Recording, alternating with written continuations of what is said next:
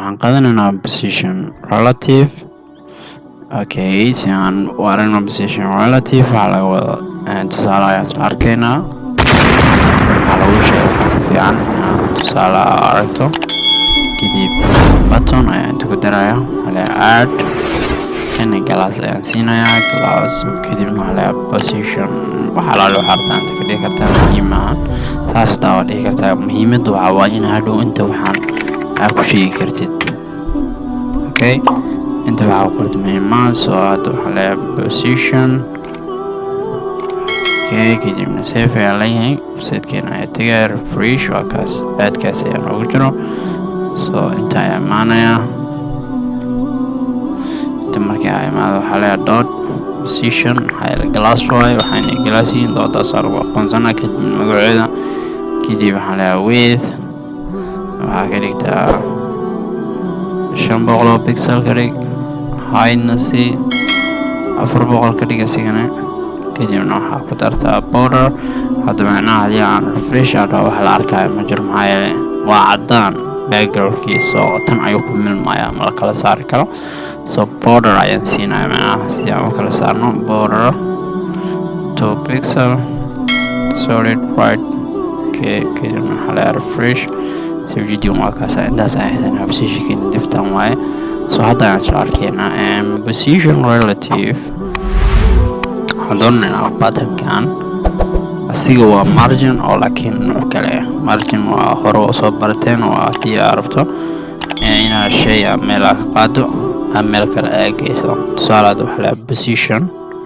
relative ayaa la kadibna refresh ayaa la waxba isbedelay maxaa yeelay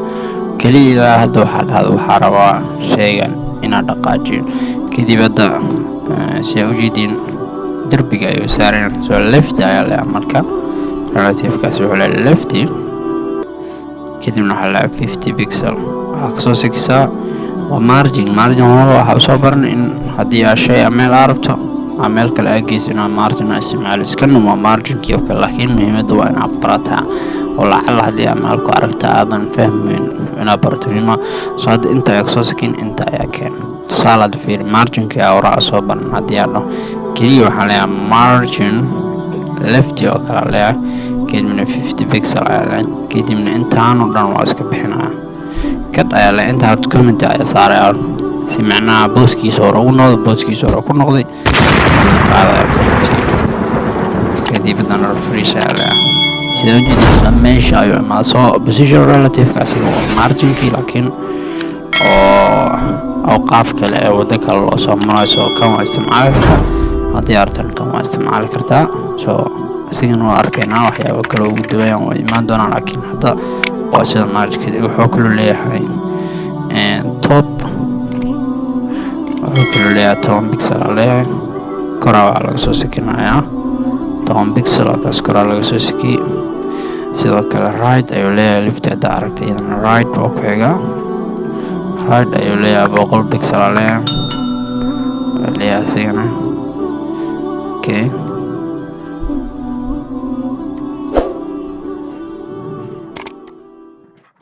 waa kaas 100 pixel ayaa waxaa laga soo sikiyay dhinaca midig inta asiga dhan wuxuu ka baxay daqiiqadka ayuu ka baxay maxaa yeelay dhinacaan oo jira kana dhinacaan oo jira so right waxaa ka dhigaa 10 pixel oo kale ama waa kaas madaxa ayuu lasii gelaya darbiga madaxa lasii gelaya so right kaas waa leeyahay waxaa kaloo leeyahay button kaasina waxaa dhigi kartaa oo kale 10 pixel 20 pixel kadibna refresh. Okay, soo hadda ka bixinaya waa kaasa button laga soo sikiyay kor ayuu aad soo videoga intaas ayuu nagu egaa muuqaalka laagsaa janaalka subscribe saar mahadsan.